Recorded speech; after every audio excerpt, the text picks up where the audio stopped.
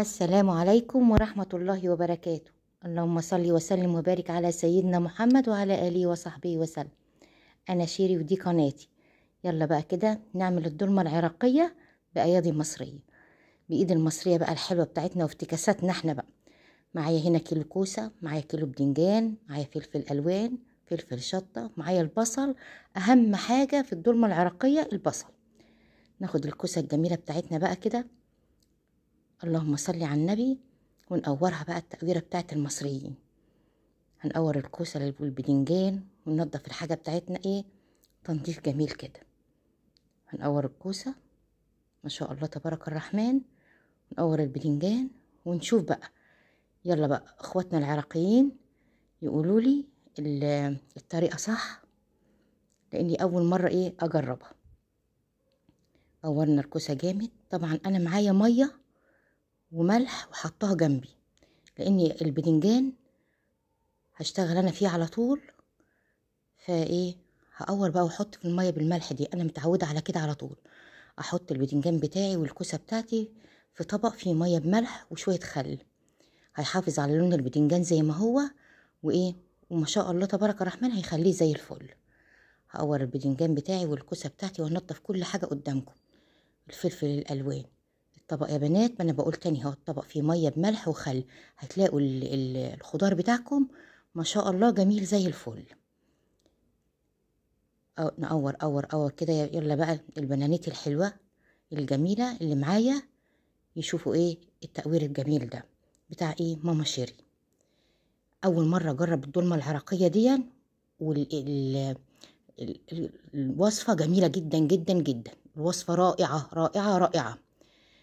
قورت الطماطم، طبعا الطماطم ما بحطهاش في مية، بس انا يا بنات بسوك الايه الطماطم وبسوك الخضار بتاعي.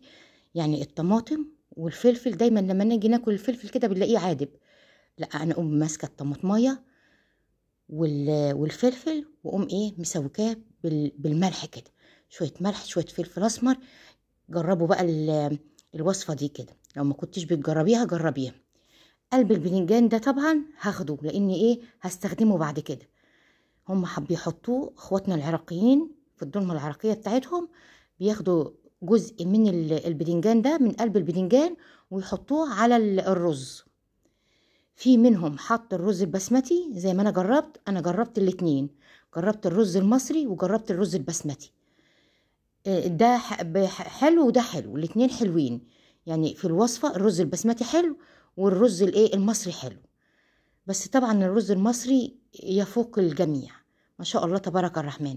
هقور الفلفل اهون، مش هشيل القمع بتاعه، هنضف برضو حوالين القمع من فوق كده، وفي الميه والملح وايه كل ده هيطلع ان شاء الله هيبقى زي الفل قدامكم.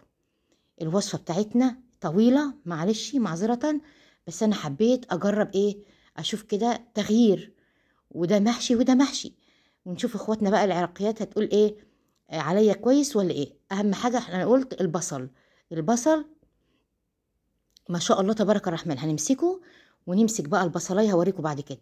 شايفين لما حطينا الميه بالملح في قلب البدنجان، اللهم بارك، البدنجان زي الفل ومحتفظ باللون بتاعه، والتنظيف بتاع ايه الخضار كله قدامكم اهو.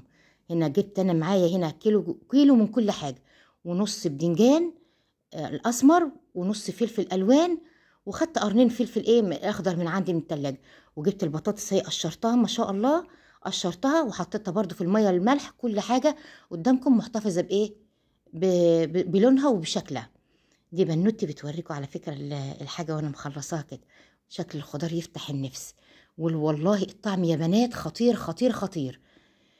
اهم حاجه بقى ايه البصل. هنمسك البصلايه بتاعتنا بقى كده، بغض النظر عن الخضره الجميله اللي جت في ايدي دي، مفيش مشكله، لا تعليق، نو كومنت على ايه على الخضره اللي جت في ايدي دي، لان يوميها انا عملت المحشي. اللي ما شافش المحشي بتاعي ينزل يشوف المحشي المصري ده، عملت وجه مقارنه، وده كله في يوم واحد. هجيب البصل باي معلقه خشب معاكي، او معلقه عندك جامده، هنخبط على البصل بحيث ان ايه الطبقات بتاعت الايه البصل هتخرج منها. مفيش حد يعلق على الخضره برضو اللي معايا دي.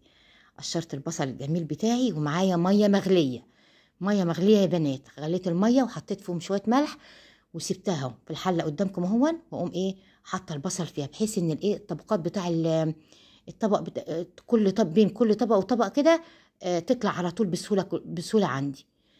جهزت بقى ايه السلق.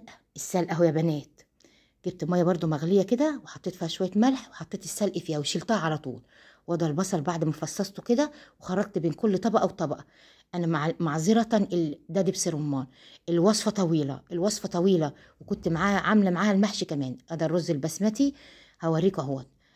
الخضار ما شاء الله بتاعي كتير. كيلو كوسه، كيلو بدنجان، نص كيلو بدنجان اسمر. حطيت الرز معاه ايه نص كيلو لحمه. معايا النص كيلو لحمه اهو. طبعا غسلت الرز البسمتي بتاعي كويس قوي وصفيته. هنا نص كيلو لحمه، نص كيلو رز بسمتي. الخضره هم بيحطوا كرفس يا بنات، انا ما لقيتش صراحه في السوق عندنا هنا كرفس، فجبت ايه كزبره وشبت وبقدونس وحطيت من كل حزمه كده شويه. بقول لكم انا كنت عامله الوصفه بالمحشي. ادي القلب بتاع البدنجان اهو لسه محتفظ بلونه، خدت منه شويه. هم بيحطوه برضو يا بنات. فاحنا بنجرب وصفه مش مصريه، الوصفه عراقيه. وقولوا لي برضو ايه الغلط فيها وانا متقبله النقد. وقولوا لي صح ولا غلط. قولوا لي. انا شفت طبعا، انا بعشق اختنا الغاليه سفيره الطبخ ام انور، اختنا العراقيه، بحبها جدا جدا. الف تحيه والشكر لها. في الفيديو بتاعي ده طبعا قناه كبيره، انا شفت اكتر الوصفه من عندها وايه واخترت بقى سفيره الطبخ لان بحبها جدا. حطيت طبعا التوابل بتاعتي، الفلفل الاسمر، الملح. هما بقى بيحطوا السماق وبيحطوا ملح ليمون. انا برضو جبت سماق وجبت ملح وليمون. في برضو حاجه اضافوها هناك، العرق السوس. العرق السوس عندهم بينقعوه بياخدوا، بس انا خفت والله يا بنات. دي تجربه، دي بابريكا، دي اول مره اجربها وانا متحمله ان هي ايه. وانا بقول لكم خدوا التجربه، خدوا التجربه. هو محشي مصري على عراقي. هنا سماق حطيت، وجبت ملح ليمون وحطيت برضو، وعصرت ليمون بس الحته دي ما جاتش. عصرت ليمون وحطيته برضو. معانا الصلصه، معانا اللحمه المفرومه. نقلب بقى جامد. التقليب بقى ايه جامد بحيث الانسجه تدخل في بعض كده، وكل الخلطه ايه تبقى جميله. على فكره البشر اللي هو القلب بتاع البدنجان، انا حطيت عليه ملح وحطيته في البدنجان، والله ما هو باين، وجميل جدا جدا جدا، ووصفه تستاهل التجربه. انا جربت بكل كل اللي عملوه، شفت كذا طريقه. هنا بقى البصلايه، شويه فلفل اسمر. دي كنت بقى في الاخر بقى خالص. وبعدين ايه جبت البصلايه بقى بشويه ملح وفلفل اسمر وكمون وعملتهم مع بعض كده. وايه برضو حطيتها، مع ان الصلصه بتاعتي ان انا مسبكاها، حاطه عليها زيت وحاطه عليها بصل. قلبت بقى وبدات ايه احشي بقى هنا الملح الليمون بقى. هم قالوا لي، انا سمعت في الفيديوهات بتاعتهم ان الملح الليمون بما يعادل الليمون برضو، وانا حطيت عصير ليمون. هنا انا جبت الحله ديت طلعت بقى صغيره. انا مسكت الزبده هنا اهوت عشان برضو انا حطيت زيت، بس انا مسكت الزبده بقى ايه وعملت الحله كلها، لاني هحط اللحمه نيه. هتقولي لي هتحطي اشيل اللحمه نيه، اقول لكم حطوا اللحمه نيه وجربوا، والله ملبن جميله جدا. هنا بقى الكرفس، العروق بتاعه الكرفس. انا بقول لكم انا بطبق ايه وصفه، انا بطبق وصفه مش مصريه. فانا عامله كل اللي قالوا لي عليه انا نقلاه. هنا اللحمه جايباها عليها فلفل اسمر وملح بس كده وايه، وحطيتها في القاع بتاع الحله. انا بقول لكم الحله ايه طلعت صغيره.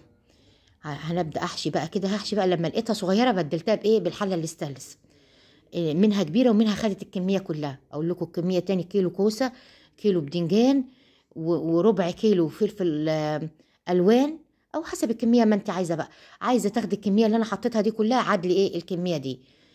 ما شاء الله تبارك الرحمن، يعني قضت يومين اتنين وجميله وزي الفل. احشي بقى كده البدنجان زي ما انتم عارفين يا بنات انه ما بيتكبسش للاخر، كلنا شاطرين وعارفين. هبدا بقى ارص الحله بتاعتي حاجه كده تاخر من الاخر. لو عندك عزومه بقى، لو عندك قرايبك جايين، عزومه لاولادك، عزومه، لا اهو زي ما انا قلت لكم. انا حاطه حبه ملح في طبق صغنن جنبي، وحطيت عليه الملح والفلفل الاسمر، وبسوق بيه الفلفل، بسوق بيه الطماطم، بسوق يعني بحط من جوه كده علشان ايه تديها طعم وبتديها ايه مزازه كده جوه كده، ما تبقاش عادبه كده. هبدا بقى ارص الحله بتاعتي. على فكره انا في كمان هم حطوا فاصوليا وانا جربت برضو الفاصوليا وحطيتها بس ما ظهرتش برضو في البتاع. وفي ناس تانية بدل الفاصوليا حطت فول نقعوه او فول اخضر فصصوه وحطوه. ما شاء الله تبارك الرحمن، انا شفت جميع الفيديوهات. يعني في ناس حطت فاصوليا وفي ناس حطت ادل بقى البصل اللي هو الاساسي في الوصفه. حطيت بقى كميه كبيره بصل تحت كده خطير، متكرمل بقى البصل رصيه تحت يتكرمل وياخد من الطعم بتاع اللحمه. ما شاء الله تبارك الرحمن. هلف بقى كميه البصل طول النهار يا بنات في الوصفه الجميله دي، طول النهار بقيت اقول الله يسامح نفسي. انتوا جربوها بس من اول النهار، ابداوا فيها من اول النهار. ادي السلق بقى جربته طعمه خطير ولذيذ. بس البصل اجمل حاجه، يعني البصل اجمل حاجه. والسلق كويس بس مش زي الورق العنب. وانا حطيت برضو ورق عنب، حطيت فيها ورق عنب. ما شاء الله تبارك الرحمن. هلف بقى كله زي ما انتوا شايفين كده. هقول لكم تاني ان انا غيرت الحله لان الحله دي كانت صغيره. هبدا الف السلق بقى زي ما انتوا شايفين كده. ايه رايكم؟ قولوا رايكم في شيري ايه واكتبوا لي في التعليقات. انا طبعا اول الفيديو كنت متلجلجه وكده خايفه برضو، فقولوا لي ايه رايكم. الدبس الرمان بيدي طعم خطير. شايفين الشكل الجمال؟ ما تنسوش شيري بقى في اللايك واشتراك في القناه. بحبكم في الله، احلى متابعين في الكون كله. يا رب الوصفه تعجبكم وتنور رضاكم. هنا بقى هزود بقى في الوصفه بتاعتي هنا كده. هجيب بقى المحلول اللي انا ايه، طبعا احنا حاطين شرايح لحمه تحت فمش هنزيد شوربه لان انا مش عامله شوربه بقى دلوقتي. جبت هنا الميه وجبت مكعب مرق الدجاج، جبت معلقتين صلصه وتبلتها كده وملحتها كويس جدا جدا. ما شاء الله تبارك الرحمن. وهبدا ازيد بيها الوصفه بتاعتي بقى. كان نفسي اوريها لكم وانا بقلبها بس صراحه الحله اللي استلت ظهرتني فما رضيتش ابين الوصفه بعد ما ايه ما خدتش بالي. وفي القلبه بقى عليا حته دين قلبه يا بنات. جربوا الوصفه، جربوا الوصفه. هزيد بقى المحلول بتاعي اهوت او التشريبه بتاعتي حطيتها لكم اهوت قدامكم اهوت. ادي الصلصه. ايه رايكم؟ والله العظيم يا بنات الطعم خطير خطير خطير. بألف هنا وشفا اللي ياكل. ما تنسونيش في اللايك واشتراك في القناة. حطيت رغيف عيشة بقى عشان اقلب. شايفين؟ شايفين وهي بتنزل؟ الله الله عليك. والله العظيم اللحمة خطيرة خطيرة ودايبة دوب كده. شايفين البصل متكرمل ازاي؟ شيري بقى وابداعاتها وجمالها. الله على الجمال. خدوا التجربة يا بنات، خدوا التجربة. شايفين الصوص بتاعها كان عايزة صينية أكبر بس أنا قلبت بقى هنا كده. كان المفروض إن أنا هزيتها كده ووريتكم. شايفين الرز مفلفل وجميل إزاي؟ البصل المكرمل